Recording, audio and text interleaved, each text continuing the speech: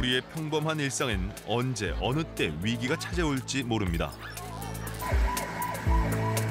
화재, 폭발 등 사회 재난에 대부분 예기치 못한 상황에서 큰 피해를 입게 되는데요.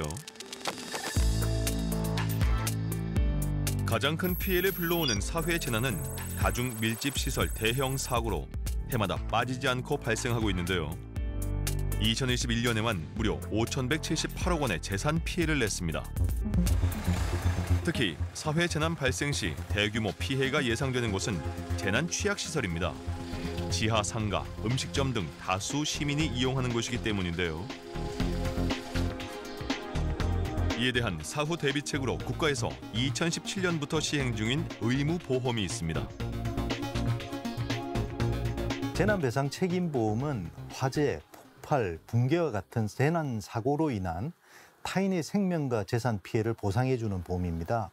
사고 유발자의 배상 책임 원칙을 확립하고 피해자에게는 실질적인 피해 보상이 이루어질 수 있도록 도입한 정책보험입니다.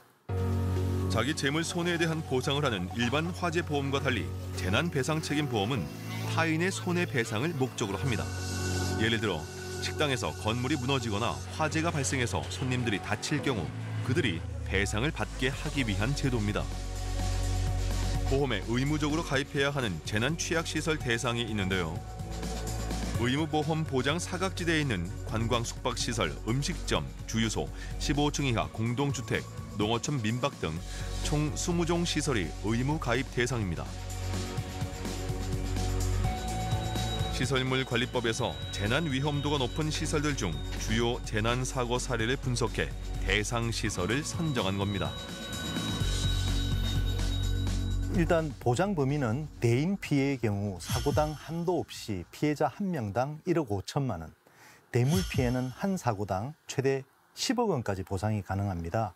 특히 원인 불명 등 무과실 사고도 보상이 가능합니다.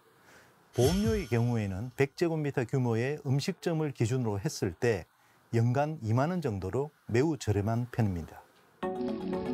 실제로 지난 2020년 2월 여수의 한 모텔에서 한밤중에 불이 나 인접한 다른 건물까지 큰 피해를 입었는데요. 그러나 다행히 재난 배상 책임 보험에 가입해 있어서 인접 건물은 피해 배상금 약 3억 9천만 원을 받았습니다. 이 외에도 2022년 7월에 발생한 울산시 중구의 아파트 화재 사고, 2022년 2월에 발생한 은평구 음식점 화재까지 불행 중 다행으로 재난 배상 책임 보험에 가입한 덕분에 피해를 본 인접 가구나 업체에 배상을 해줄 수 있었습니다.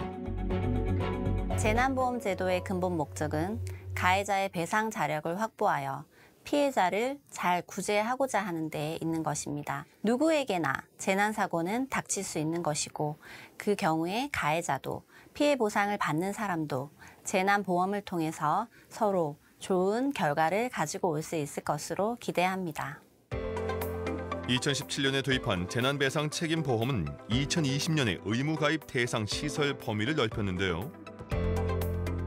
연립주택과 다세대주택, 임대아파트, 그리고 농어촌 민박을 추가하며 앞으로 계속해서 의무보험의 사각지대에 놓여있는 재난 취약시설을 찾을 계획입니다.